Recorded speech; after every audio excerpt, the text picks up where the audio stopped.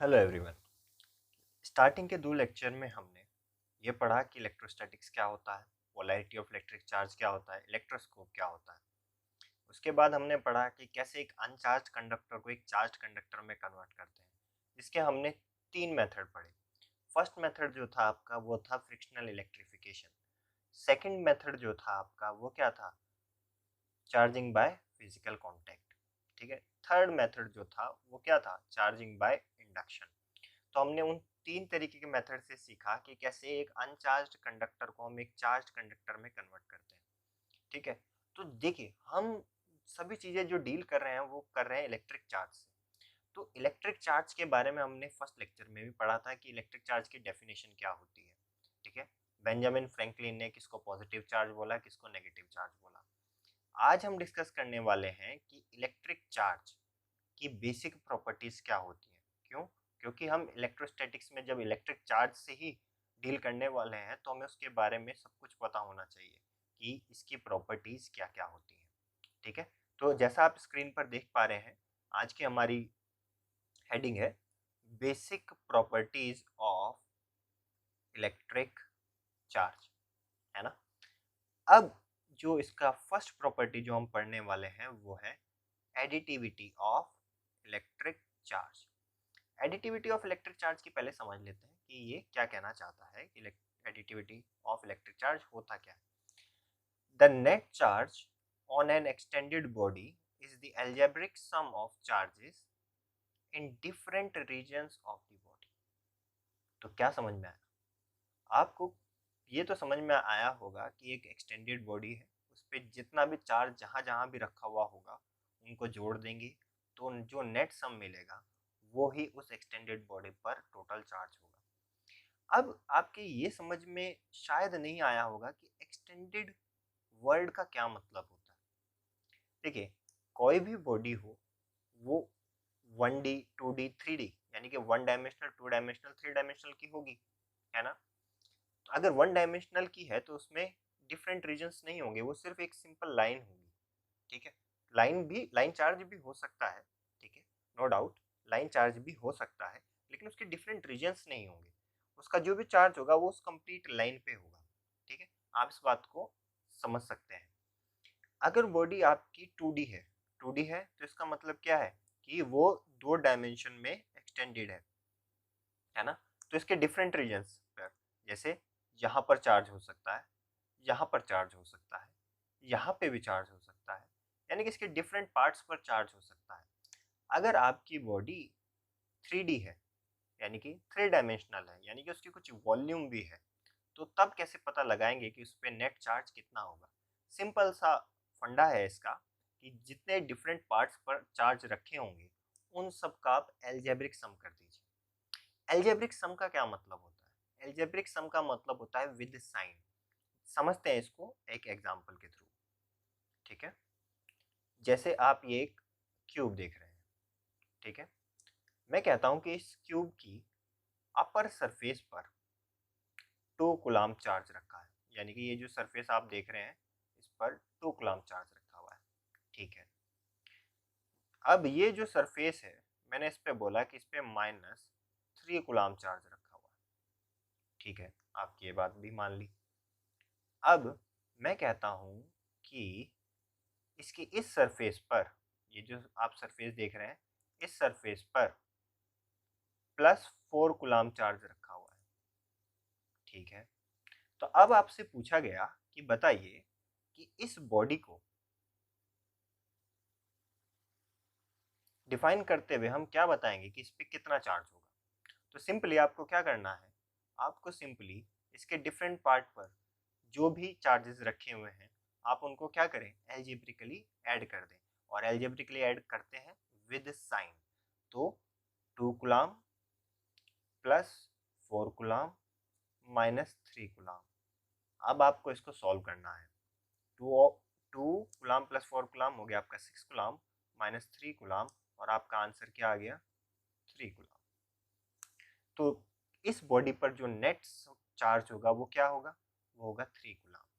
तो additivity of electric charge का ये मतलब है कि जब किसी भी एक्सटेंडेड बॉडी पर आपको चार्ज निकालना है तो आप उसके डिफरेंट पार्ट्स पर जितना चार्ज रखा हुआ है आप उनको ऐड कर देंगे एल्जेब्रिकली, ठीक है।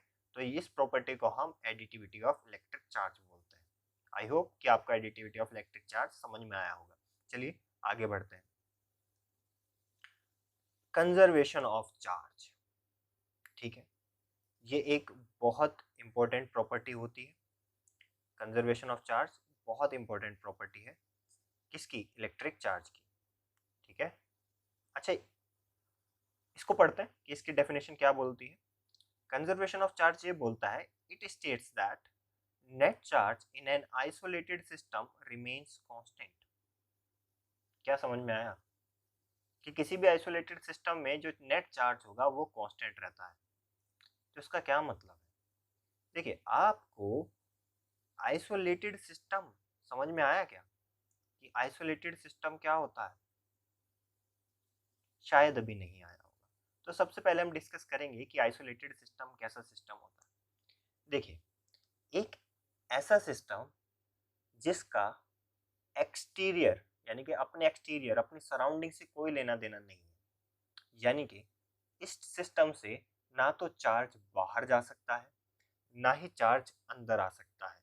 तो ये बिल्कुल क्या है? आइसोलेटेड है। मतलब कि ना तो ये अपना चार्ज बाहर भेजेगा ना सराउंडिंग्स का चार्ज अंदर आने देगा। तो इस तरीके का सिस्टम क्या कहलाता है? आइसोलेटेड सिस्टम कहलाता है, ठीक है। इसको डिफाइन करते हुए कुछ ऐसे भी बोला जाता है, a system which doesn't allow mass to transfer is called isolated system. हम तो चार्ज की बात कर रहे हैं, तो ये मास कहाँ से आया?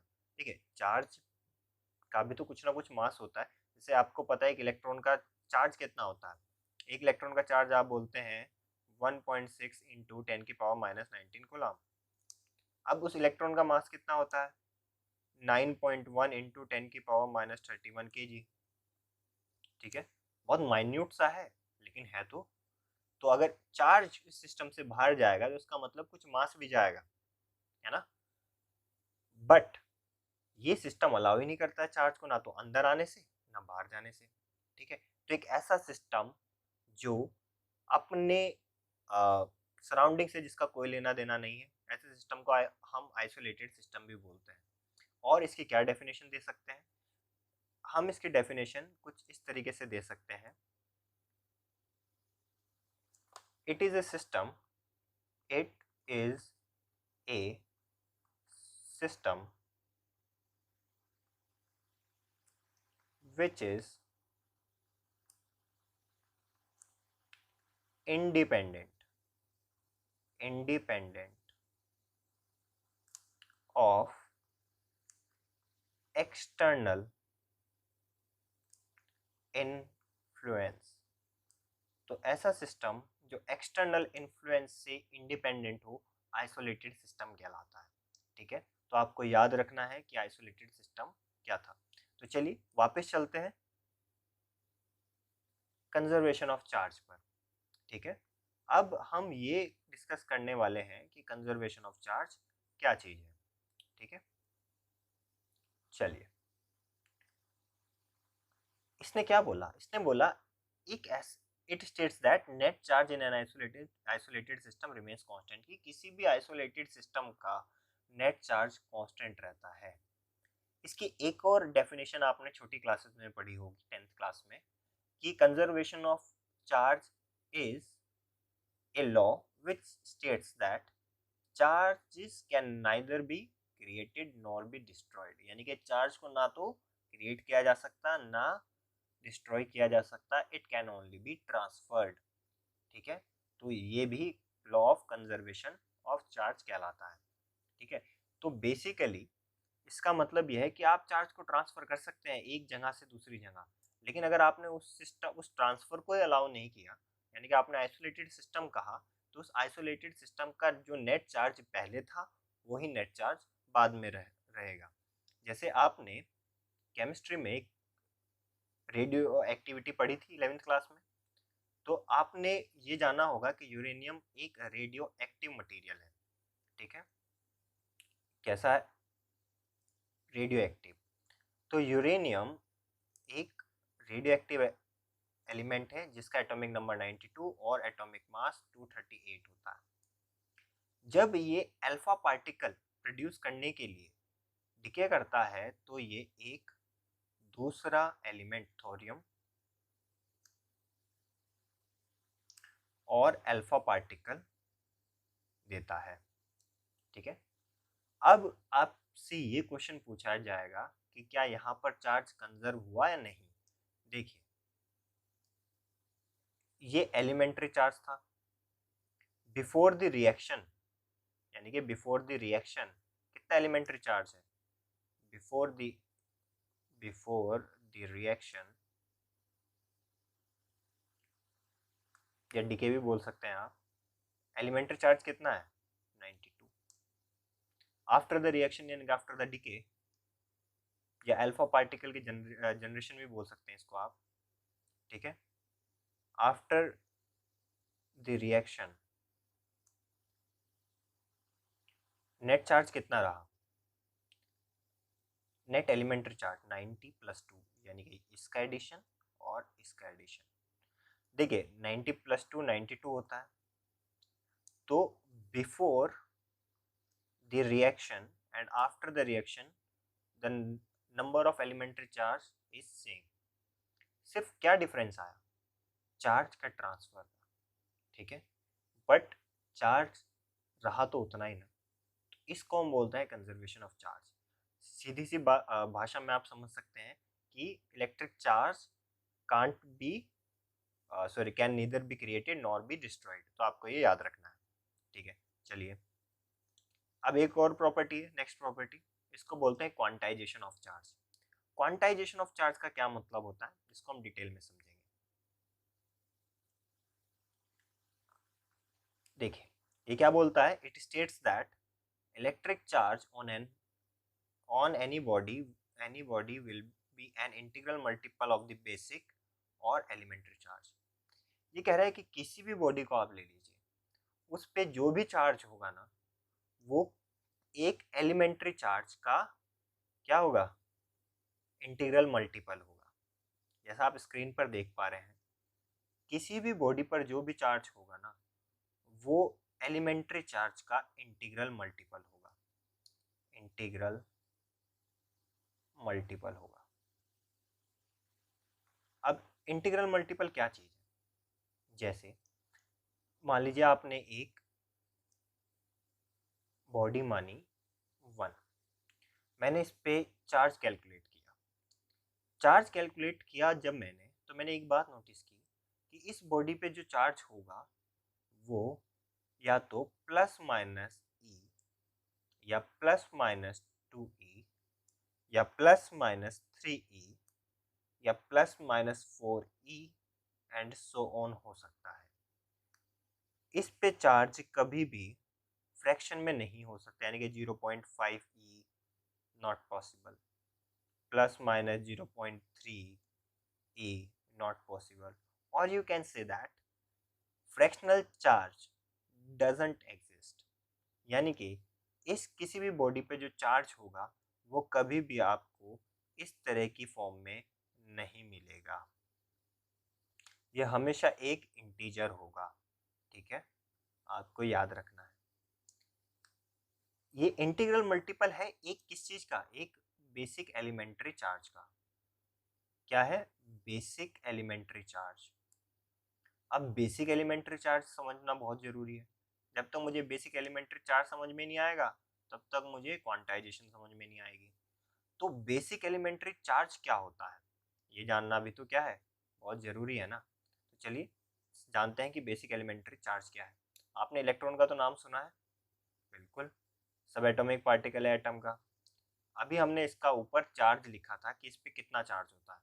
कितना चार्ज हमने बताया था? इस पे जो चार्ज था वो हमने बताया था 1.6 इंटू 10⁻⁻19 कूलम। इस इलेक्ट्रॉन के चार्ज को ही हम बेसिक एलिमेंट्री चार्ज बोलते हैं।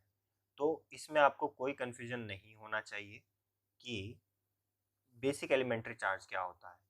एक इलेक्ट्रॉन के चार्ज को हम बेसिक एलिमेंट्री चार्ज कहते हैं।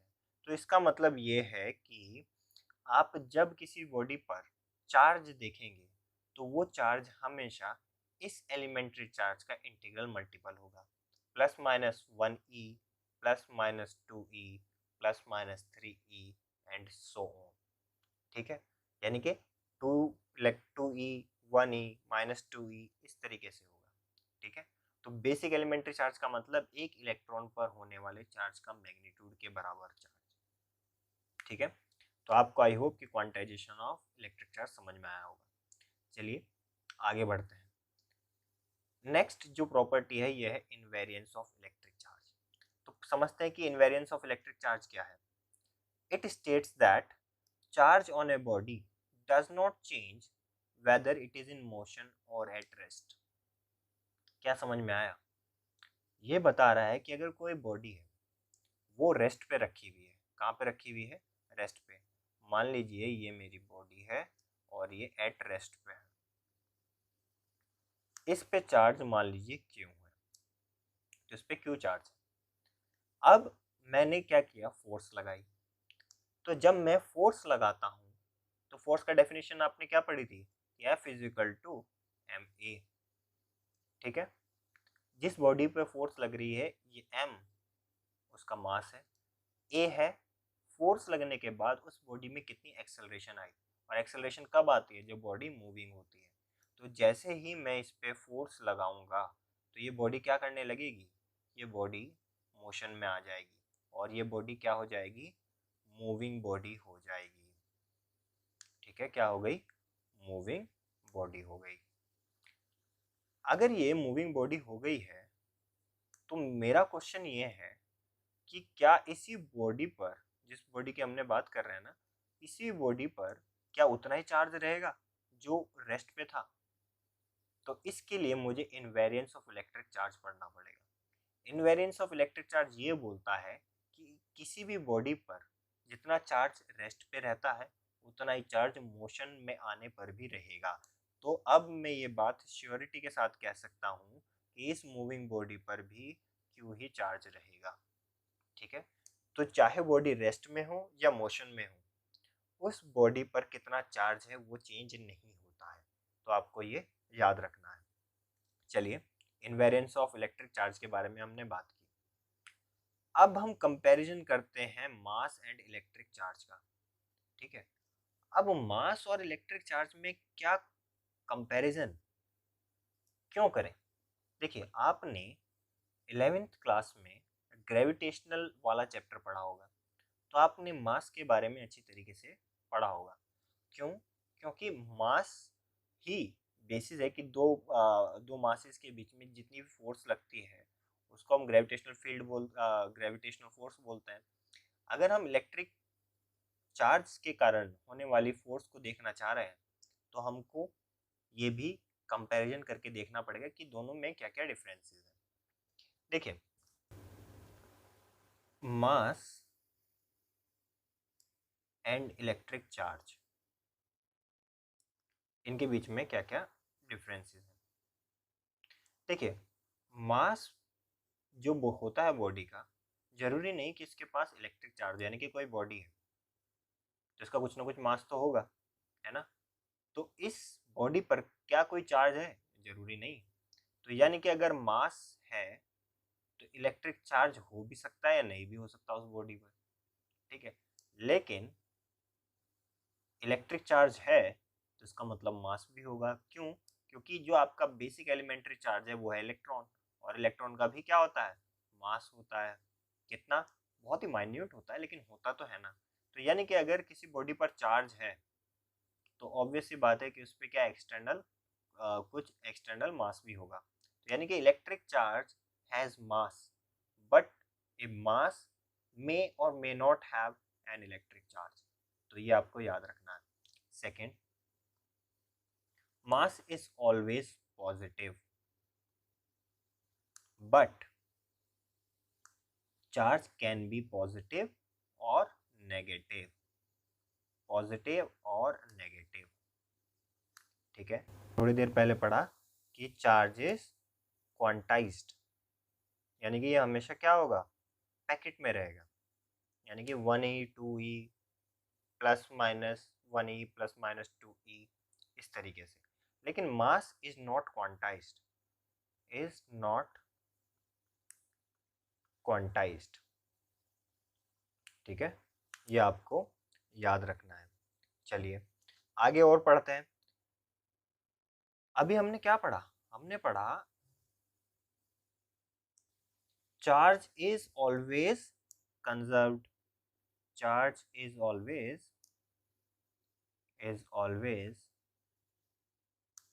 कंजर्व्ड। क्या मास भी कंजर्व होता है? नहीं। आपका जो मास होता है उसको हम एनर्जी में भी कन्वर्ट कर सकते हैं। आपने एक फेमस रिलेशन सुना होगा, E is equal to M C square, ठीक है। एल्बर्ट आइंस्टीन ने ये मास और एनर्जी इक्विवेलेंट इक्वेशन दी थी कि अगर मास जो होता है वो एनर्जी में चेंज होगा तो कितनी एनर्जी आपको देगा। तो E is equal to M C square. तो इसका मतलब क्या है? इसका मतलब ये है कि mass is not conserved always, ठीक है, ये आपको याद रखना है। चलिए अच्छा, मास जो है एक फंडामेंटल फिजिकल क्वांटिटी है। क्या है? फंडामेंटल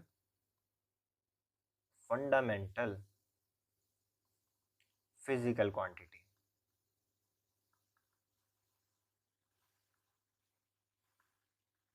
लेकिन जो आपका चार्ज है वो एक डिराइव्ड फिजिकल क्वांटिटी है, ठीक है। आप लोगों ने 11th क्लास का फर्स्ट चैप्टर जब पढ़ा होगा क्वांटिटी, फिजिकल क्वांटिटी वाला, तो आपने ये पढ़ा होगा कि कुछ क्वांटिटीज फंडामेंटल फिजिकल क्वांटिटीज होती हैं और कुछ डिराइव्ड होती हैं। चलिए अब ये है नेक्स्ट प्रॉपर्टी। नेक्स्ट प्रॉपर्टी आपकी ये बोलती है कि जो आपकी फोर्सेस होती हैं बिटवीन टू मासेस, वो हमेशा कैसी होती हैं? वो हमेशा एट्रैक्टिव नेचर की होती हैं। कैसी होती हैं? एट्रैक्टिव नेचर की। यानी कि अगर दो बॉडी होंगी तो उनके बीच अगर कुछ फोर्स लग रही होगी तो वो हमेशा एट्रैक्टिव नेचर की होगी, जैसे आपने ग्रेविटेशनल वाले चैप्टर में पढ़ा था। लेकिन इलेक्ट्रिक चार्ज में अगर फोर्स देखेंगे तो forces between two electric charges, यानी कि two charges may be positive, sorry, may be attractive और may be repulsive। अब इसका कहाँ से पता लगाएं? इसके लिए हमने already Cavendish law of attraction and repulsion पढ़ लिया है। अगर लाइक चार्जेस होंगे तो वो रिपल्सिव फोर्स लगाएंगे, अनलाइक चार्जेस होंगे तो वो क्या करेंगे? वो अट्रैक्टिव फोर्स लगाएंगे। तो आई होप कि आपको ये समझ में आया होगा कि मास और चार्ज के बीच में क्या कंपैरिजन है, ठीक है। आने वाले लेक्चर्स में हम कूलाम लॉ को डिस्कस करेंगे, ठीक है। अभी तक हमने इलेक्ट्रिक चार्ज के बारे में पढ़ा। अब जो हमारा टॉपिक आने वाला है कूलाम्स लॉ, एक बहुत इंपॉर्टेंट टॉपिक है। तो नेक्स्ट लेक्चर में पढ़ेंगे कि कूलाम्स लॉ क्या होता है। अगर आपको कोई भी डाउट है तो आप हमारे टेलीग्राम चैनल और व्हाट्सएप ग्रुप पे हमसे क्वेश्चन पूछ सकते हैं। Thank you.